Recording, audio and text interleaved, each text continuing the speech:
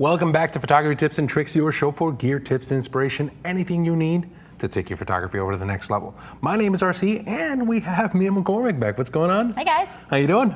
Good. Good. Hey, listen, I needed to bring her on here because we got a question on video. Ooh, that's my specialty. On the capture portion of it. So we talked a little bit in a couple of episodes back on recording 24 and 30, but people said, well, what about 60? You hear about 60, the magic number 60. And I'm like, well, I think I know somebody who can actually talk to us a little bit about it. So why would you use 60 and how do you do it? Like we have Canons and Nikons and Sonys.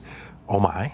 Well, right, pretty much any DSLR that's come out in the past year or so, most of them have 60 frames per second as an option. Okay. And it's all about, your capture is all about where you view your footage. So if you think about a standard HD television, most of them refresh at 60 hertz or 60 frames per second. So all of the pixels on screen will refresh 60 times in a second. Now that's standard. There are ones out there that do 120 and 240. So think about maybe a flip book. And if you had a flip book that was a second long, each frame would represent one picture in that flip book. So everyone would be just a little bit different than the next. Now the human eye can't really see movement that fast. They say if you shoot at 30 frames per second, that's the average frame rate for regular movement. So why would you use 60? Well, it comes down to slow motion, so like pretty this? much. Like this? Yeah, I think we can show a better example than that here on the computer. So if you're shooting something that's really high action, 60 frames per second, or if you want to shoot something bring it into your computer and in post-production, slow it down, 60 frames per second is what you want to do. Okay, so before we show it on the computer, we have a couple of cameras here. I'm gonna grab this one right now, because this is the newest, well, the A7S is actually the newest one that's here. I know. And this one will shoot 120 frames per second, so that makes your slow motion look super smooth. Okay, so this is, okay, this shoots 120, this shoots 60. The 5D Mark III also shoots 60. Yes. So they can do that. All right, so this is the one that I took to New Mexico. Now, what I wanted to do was, how do I set this? I know that when I'm shooting 24 frames per second, I have to shoot at around a 50th of a second? Right, your shutter speed is what you're talking about, I think. Okay. Yeah, so your shutter speed is the thing that you set and you lock in place, and it depends on frame rate. You basically just double it. So if you're going to shoot at 60 frames per second, you want to shoot at 1/125th of a second for your shutter speed. Oh, okay. That's pretty easy, because I was doing 60th of a second to shoot for 30, so just 1/25th. And it doesn't matter, like 120 versus 125, it's... Yeah, it depends. Each camera kind of gives it to you a little bit differently. You usually don't have the selection of 120 or 125. You usually have either or. Okay, so now, once we do that, then aperture and ISO and all of that stuff we control? Yeah, you can change that with whatever to match your scene, whatever way you want to shoot it. Okay, now, I point this out to be able to say that Mia did a phenomenal job, and I'm putting her on the spot here. She had a class, I gotta pull it up. I'm gonna go to KelbyOne.com, and it was one of those things where it's getting a lot of buzz. I thought it was kind of cool. Well, I tried to make it really concise, right? Just the basics that you need to get started shooting video on a DSLR. So it's pretty short class, but it gives you everything that you need to know just to get up and running, get started. Okay, so here's your thing, right? So you go KelbyOne members, Mia M, and inside of here, the class that we're looking for is this one, DSLR Filmmaking Video Basics from Mia McCormick. We click right here, learn more, and I love the fact that it's 24 minutes. You're in, you're out. It's just the basics. So we'll see more. Or will we? Yeah, absolutely. Okay, There's more in the works. All right, good. All right, so let's take a quick break. What we'll do is when we come back, we'll talk a little bit about the post-processing, how to be able to slow this footage down. It's actually a 2-second thing that we can do in Photoshop. We'll see you guys in a little bit.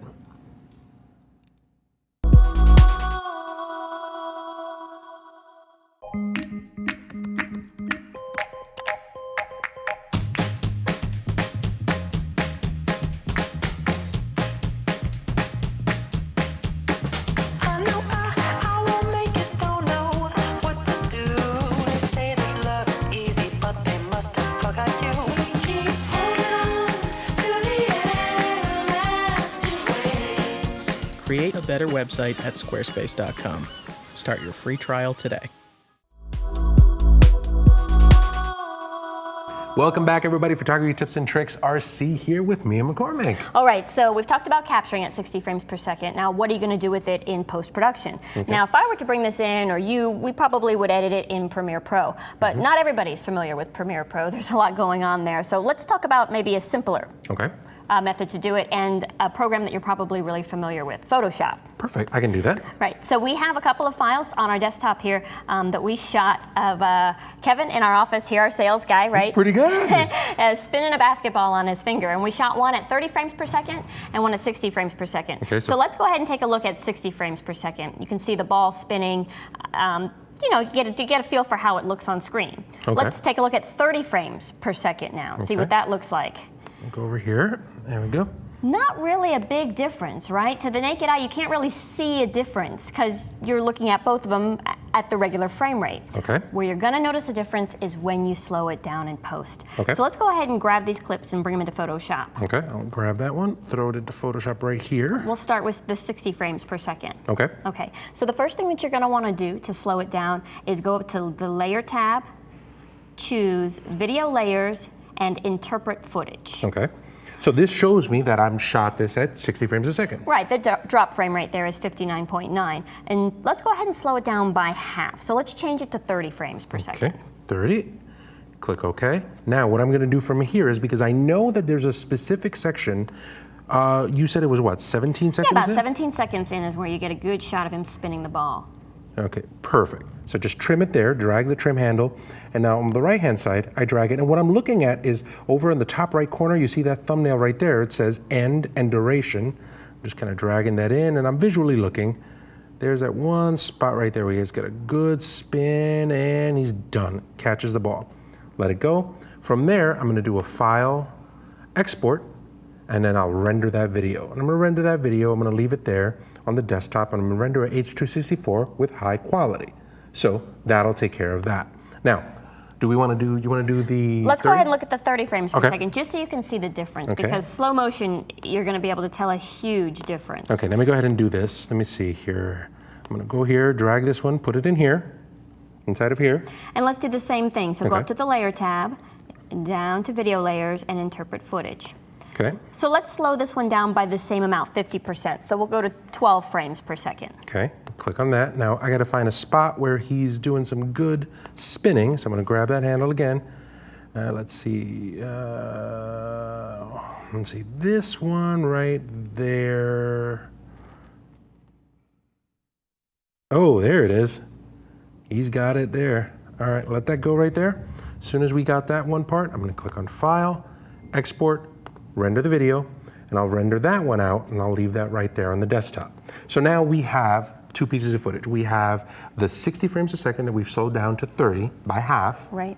And then we have the 30 frames per second that we slowed down to, It's actually 24 frames per second 24 that we frames per slowed down by half to 12 frames per second. Okay, so now, once we have that set and we've exported it out, let's go ahead and let's take a look at what the slowed down looks like. So 60 going down to 30. Now I want you to really look at the logo on that ball. See how you can see two separate words spinning in two sections of the ball, right? You get a real clear image of that logo. You can almost read it at certain times. It's that clear.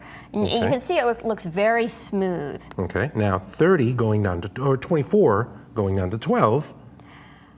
You're going to see a lot more motion blur here. I mean, you can't even really see the logo as it spins around. You can't even really tell what the words are, that there's two of them there. So that motion blur is not good. Right. Well, no, not if you want that clear footage, especially if you're shooting something like action sports and you want to slow down and show movement. Think of like a golf swing. If you wanted to show, you know, the way somebody swings all the way through a golf swing. You don't want that motion blur. You really want that clear image, that smooth, clear video all the way through. Perfect. And that's where things like shooting at higher and higher frame rates, like 120, will give you even slower motions. Exactly. And it's not just for high action footage. I mean, think about maybe if you were going to show a scene in a movie of a slow motion kind of party scene where you're walking through the party and you see them kind of looking around in slow motion at people the way they're moving. That's another place where you could use 60 frames per second to set mood or give your footage a certain feeling. Nice, wonderful. Okay, great. Now, if you want to see more of this stuff, make sure that you go to KelbyOne.com. KelbyOne's got a great tutorial by Mia McCormick on DSLR video. So hopefully we'll see much, much more of that. Now, I also want you to go to this website to take a look at. The website that I want you to take a look at is Smug Mug Films. So go to any browser, right? Just type in SmugMug Films. This will bring you to the YouTube channel for SmugMug. These guys have some phenomenal videos that are in there They're that outstanding. talk to you about stuff. Anton, the guy that's doing this, has got a gift. So if you want to see what the capabilities are of DSLR video or just production and stuff like that, if you need an inspiration boost, Anton and the guys at SmugMug Films, the whole team at SmugMug Films is doing some great work. So make sure you take a look at that.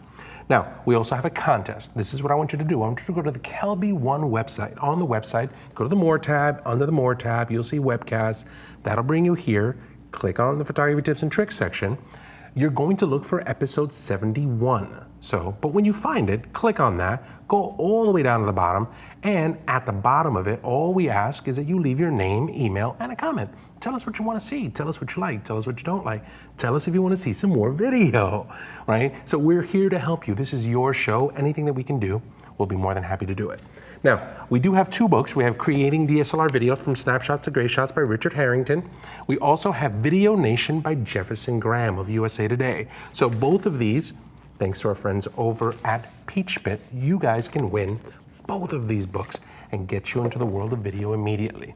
So, Mia, if anybody wants to find you, they can just go to Facebook, go to Mia McCormick. Yep, Mia Online, Mia. Facebook / Mia Online, Okay. or at Mia Mac on Twitter. Perfect, great. So this is RC. We'll see you guys next week here on Photography Tips and Tricks. Take care.